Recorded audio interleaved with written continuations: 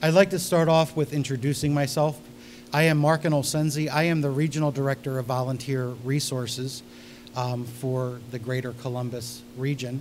However, as of today, we are now called the Ohio Buckeye region. We have joined forces with Toledo, and we are now one major region that'll be reckoned with throughout the country. So we're very proud of that partnership. It was back before 2014, we had a couple of meetings with Director Bourne, and we talked about initiating the State Volunteer Employee Program, which was being resurrected. It's a program that started in the mid-'80s and kind of fluctuated and came and went. And Director Bourne met with our regional CEO, Matt Bertram, who cannot be here today. He apologizes. He is actually in Tennessee at national meetings. They got together and talked about how we could make Ohio a much safer place. And we decided to resurrect this program. So today, we're here to recognize 157 new volunteers. Those of you who are in the reserve seats are those volunteers. As you can see, not everybody was able to make it, but we are appreciative of you and all 157. So when we met, the only request that Director Bourne made was that he wanted boots on the ground by April when we started this program in February. And that was a pretty tall order, and I kind of said, we'll do our best. I can't make a promise, but we will do our best. And I will tell you, you all did your best, and we had boots on the ground starting in April. So I want to say thank you for that. And what I'd like to say to Director Bourne is mission accomplished. So round one, we have in the books. So with that, I would like to introduce Director Bourne and let him say a few words. Thank you. My pleasure.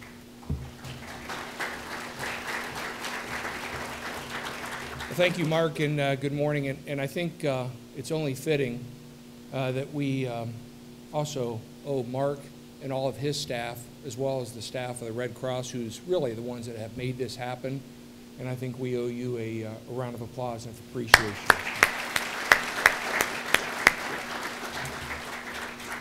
Well, this is, it's really a great day for the department and the state, and it's a great opportunity to recognize those people that have stepped up and decided that they were going to directly contribute not only to a safer Ohio and a safer country, but a safer world. And as many of you know, we've already had several deployments, and you're going to hear about some of those. We're going to talk about our most recent deployment. But when we first actually came up with this concept, and when you are holding a position like this, you get both a credit and a blame. Sometimes you don't deserve either, but that's the position you're in. And the truth of the matter is that this was not my idea, but it was an idea brought forward to me by a group who were trying to figure out how we answer that question of how can they contribute to a safer Ohio. Because in some positions in the department, you're far enough removed that you don't necessarily always see the direct reward from your contributions. And so when this idea was brought forward, for me, it was an absolute easy decision. Absolutely, we will commit. There's nothing more important than being able to contribute directly. And in the role that an organization like the American Red Cross provides, not only here but across the globe, is unprecedented. And so we did set that April deadline. And you know, I think deadlines drive work, and people have heard me say that before. But I had great optimism, not only with a short deadline, but also the numbers that we were setting forward. I had great optimism that we would make it because I knew the people of the Department of Public Safety. And I knew many of you I've worked with for over 20 or 25 years. And so I knew where your hearts were, and I knew where your passion was. And so the fact that we ended up with 157, I hear Mark added 2 just a little bit ago, right? 157 of you, and you're sitting in the reserve seats. What you all don't know is actually we're taking the signs off and you're all volunteering today. I'm glad you thought that was funny. Sometimes I'm not funny. And one other thing I want to kind of point out that I think is really important is, as we're talking, you know, we just recently had an employee deployed to the state of Washington to the wildfires out there.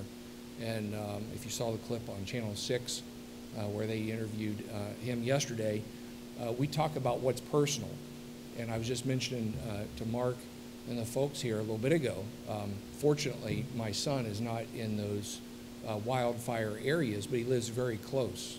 And in fact, where those wildfires burned last year, when my wife and I and daughter went out to visit him, we were going to stay in a rental house that is no longer there. And so sometimes when you don't realize the direct contributions that all of you can make, you find your purpose sometimes by accident. And so I guess it's my role here today not only to thank you, and thank you to the volunteers and to the Red Cross and to every employee that has made that direct contribution, but also to challenge you. Because some of you are sitting, and you're going to hear some stories. If you haven't, you're going to hear some additional stories over the next few hours and probably months about where people have stepped up and completely unlikely, ordinary people have done heroic things. And our department has got about 3,600 potential people, potential candidates to do that every day. And so whether it's a trooper wearing a black and gray, whether it's a maintenance repair worker at a post, whether you're answering a telephone call, dispatching people, administering driving tests, I could go on with 3,600 examples of where you can directly contribute. But regardless of your position in the department, we will pay you. We will pay you for 30 days to help make the world better. And that's an incredible opportunity, and I think also a challenge. And lastly, I want you to know that this isn't just residing within the American Red Cross or within the Department of Public Safety. In fact, I ran into a woman who was deployed when she was with the Department of Rehabilitation and Correction and spent a considerable amount of time at Ground Zero following September the 11th. And she told me her story, and it's an amazing story of what she went through and her sacrifice and her contributions. And I've shared those stories with Governor Kasich, and I've shared those stories with the Cabinet. And the really kind of neat thing about all of this is not only do you have the ability to be a leader within the Department of Public Safety, someone that you obviously have, many of you have spent your time, a third of your life here, but the Department of Public Safety is now a leader within the state, and other agencies are beginning to follow our lead. So 157, it's a great start, Mark.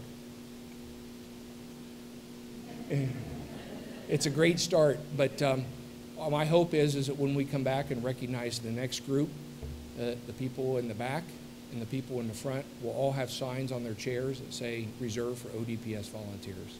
So thank you and congratulations.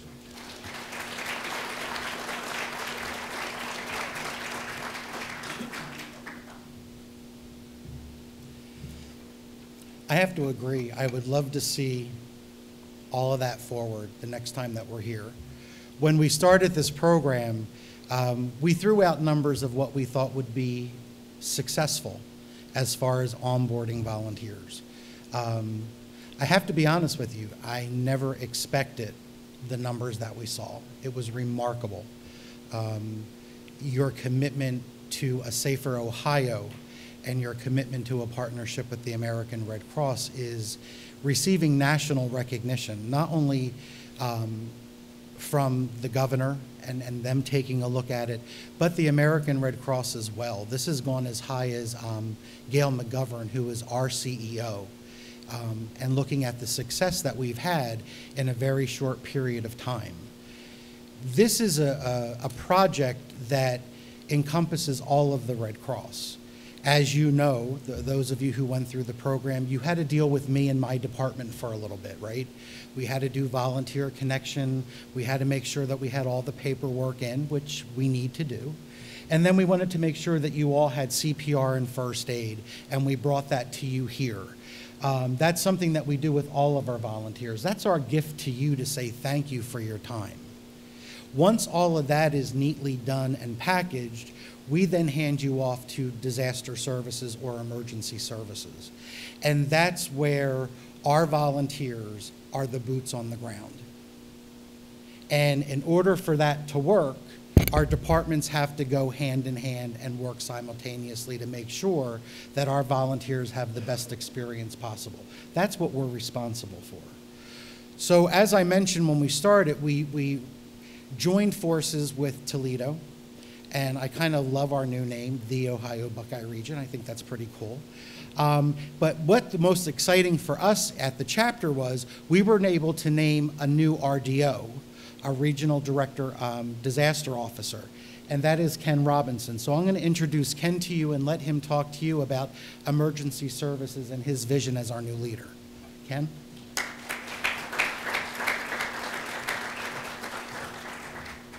Good morning. I am so happy to be here today. One, because I'm dry now and I'm not driving in the rain from Perrysburg, but it's a fun opportunity to come here and say thank you. 70,000 disasters happen every year that the Red Cross responds to, and that's as small to us perhaps as a single family fire, or it's as large as the wildfires that we have someone deployed out to right now. And each one of those disasters is an absolute catastrophe for that family. So volunteers will wonder sometimes when they're coming in to the family, well, what can I do, or how can I cope with this, or how can I help somebody do this? And my experience over 20 years is that our capacity to be generous and to be caring is really limitless. That the human heart is something that can stretch and be elastic, and it can do that in ways that we can't possibly imagine until we're out there exercising it. And like any other muscle, it's something we have to exercise. And so this is a way that we exercise our hands and our hearts. And we mold that along with your skill sets and your passions and your interests and the ways in which you view the world and the ways you can wrap our clients with care and concern on a disaster someplace. So what do Red Cross volunteers do? Red Cross volunteers are the best part of somebody's worst day ever. And you have the power to really be that compassionate soul to somebody who feels like their hope is gone. And it doesn't matter what role you fill. What matters is you're part of a team, and the work of the team is simply to be the best part of somebody's worst day ever. There's no unimportant job. So the person in logistics that's making sure that that family has cleanup kits, and that those cleanup kits, which are the mops and the buckets and the brooms and the gloves and the cleaning supplies, get on a truck, and the truck gets driven by another volunteer, and it goes to somebody's house who's had a flood down in southeast Ohio, because I've been here long enough to know that it floods down there. Or I could pick on Findlay. That's close to home for me. If it's Findlay, it floods. And that truck comes, and a volunteer hands that out to a family. And you're thinking, well, that's just a bunch of cleaning supplies. What's the big deal about that? It's the first step the family has in reclaiming what's normal for them. It's the first thing they can begin to do to start to put things back together again. And there's a huge emotional piece of that that until you've been in that experience is really hard to fathom. So what's the big deal about making sure somebody has a preloaded credit card after a fire? Well, when your house burns down, that's not under your control. But if a Red Cross volunteer opens their heart through our donors' support to hand somebody a card and says, why don't you go to Target and you pick out what you want to wear, and you pick out the kind of sheets that you want to put on that bed. Or you go to the grocery store and you pick out the food that you want to have. What's the effect of that? Well, suddenly we're empowering clients to have an active role in their recovery. And we support, and we counsel, and we advocate, and we provide resources. And everybody has the chance to do that. 70,000 times a year, volunteers just like you do that. And the mission of the agency to protect people, to empower folks in their own recovery, simply just can't happen. without the support of good folks like you. So I want to thank you for all that you've done to help us be the best part of somebody's worst day ever, and to teach people what they can do also to prepare themselves to be more resilient across the state of Ohio. Thank you so much for what you do for us. It's a pleasure to be here.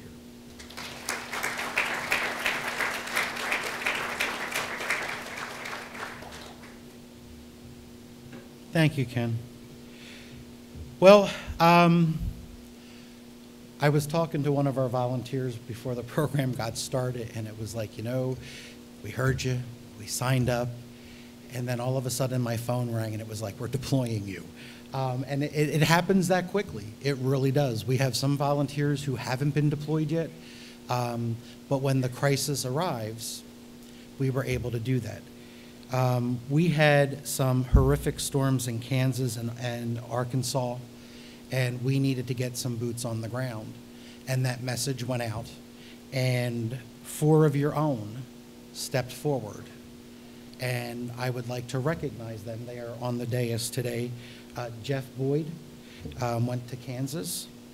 Jennifer went to Arkansas, correct? Sarah went to Arkansas as well. And William went to Arkansas. William could not be here today. This week, as Director Bourne mentioned, we got calls about the wildfires in California and Washington.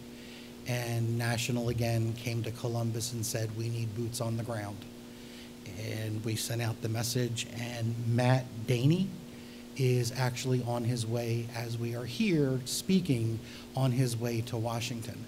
So I would ask, first off, that we just take a moment to remember those families who are struggling in this fire right now, to take a moment to be thankful for the 4 of you who went, and to pray for Matt's safety while he is away, making sure that he is that sunshine in somebody's dark day. So let's just take a moment and reflect, if you don't mind. Thank you.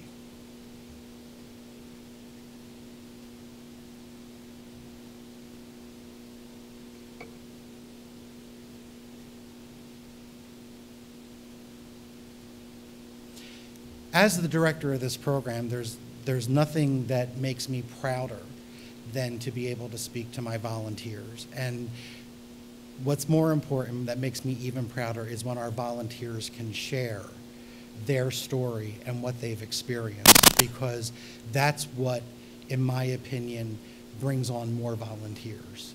So I'm going to ask Jeff if he would say a few words about his experience, and then Jennifer's going to say a few words as well.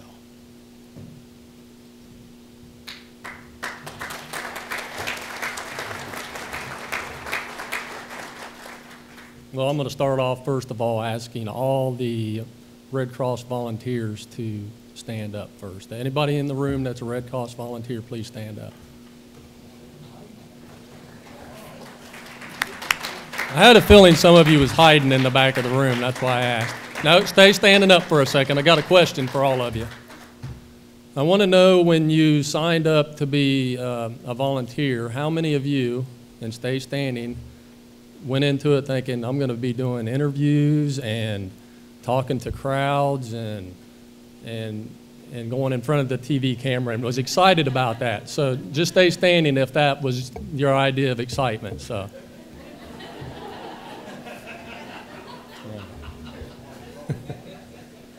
I just wanted you all to feel what I am feeling, in other words, right now. So, all right.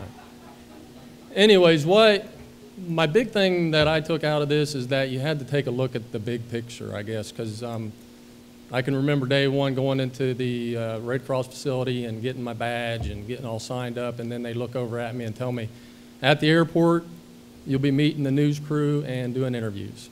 And I'm thinking, what do I have to even say? I have no idea even what I'm getting into. And then I stopped, and you got to think about the big picture, is that these type of events, the news media, everything that's going on out there is what brings all the support, well, now maybe not all of it, but brings the American Red Cross a lot of support. So you got to kind of not think of yourself. You got to think of the big picture, and you got to help take care of what we're trying to do. Obviously, everyone's trying to make sure we take care of the client. And they're the one in need, so we're the one that needs to be there to be the help. I was deployed to Kansas. I could talk a long time about it. I would say during the deployment and the first couple weeks after the deployment, it was hard to talk about. People would ask questions, and it's nothing that you can look at a picture-wise or anything that will make you understand. Until I can remember, we was in a 15-passenger van rolling into Baxter Springs. Everybody's joking and carrying on. Pull in, and you just see houses leveled, and everybody just gets quiet. And it was definitely an eye-opening experience. The first 48 hours is a bundle of nerves. At least it was for me. It may not be for you. I'd be more than happy to sit down with any of you. You can call me, email me, whatever, and I can help you. And same with Jennifer or anybody else that went out. We can help you with things you may not be prepared for when you first go. But overall, you meet a lot of very nice people. There's people from all over the country that come into one place and they got one goal, and that's to help the client. And there's nothing better that I can say about it. Is just that I appreciate all of you that are volunteering to help, and hopefully you also will thank, I know a lot of people don't think about this, thank your family, because family and friends, they got to deal with everything you're leaving behind for the couple weeks or whatever. And also your coworkers, make sure you're thanking them, because it takes a whole team effort to make this work. So that's all I really have for today. Thanks. And now I'm going to introduce Jennifer Shaw.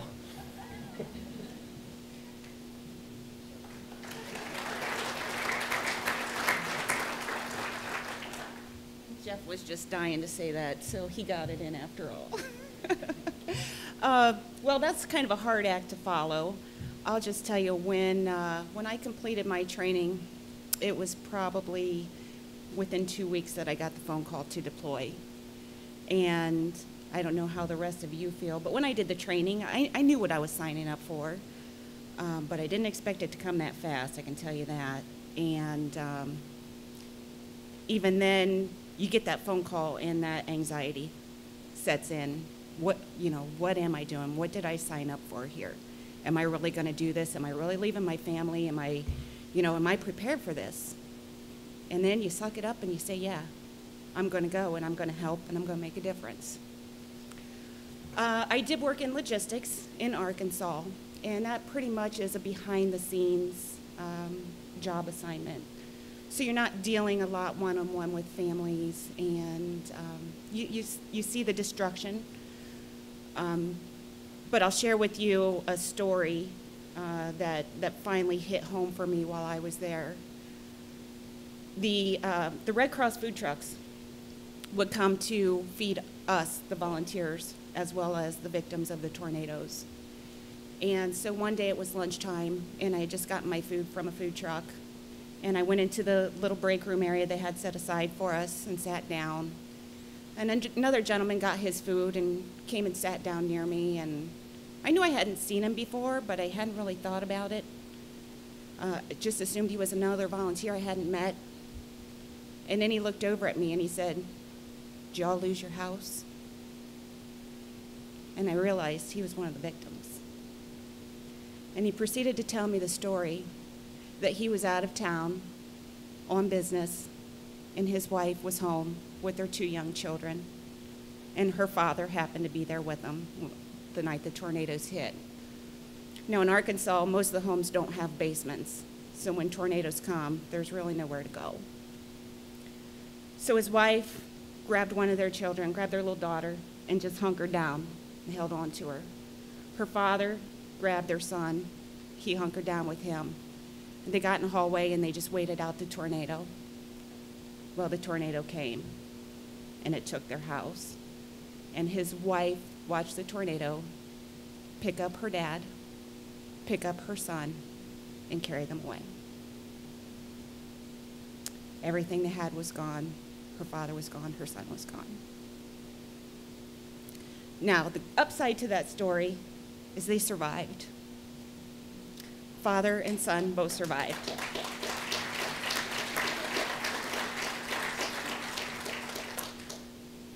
But that's when I realized that's why I'm here. And I may be behind the scenes, but it does make a difference. And from that point forward, I knew, you know, I'm going to continue to do this. It's important, it's worthwhile, and you know, all of us can make a difference. So please, if you're not a volunteer and you're thinking about it, don't hesitate. You're welcome to talk to us, like Jeff said. You know, we'll answer any questions you have, but if you are a volunteer and you get that phone call, the anxiety will kick in, but take the plunge and do it. Thanks.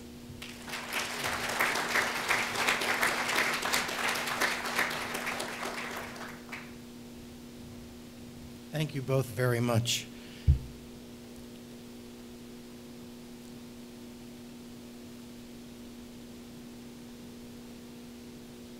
It's like being a proud dad. You know, it really is, because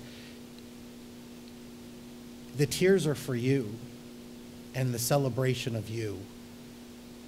Because without you, we can't do what we do. And to hear those stories, it just makes me so proud to be a part of this program, and more importantly, so proud to be a part of your life. So I want to thank you very much.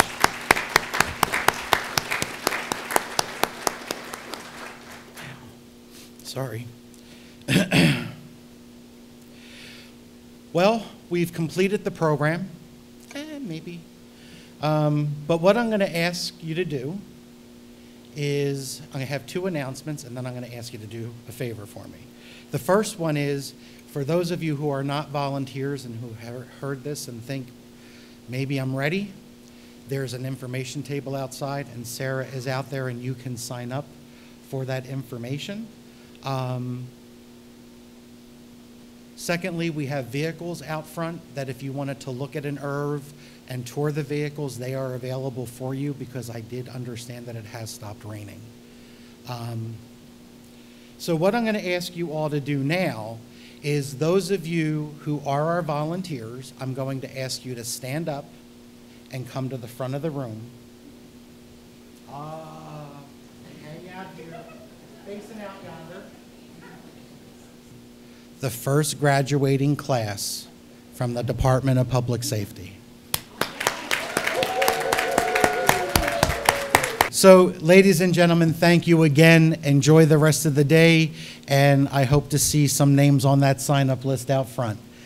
Thank you all very much.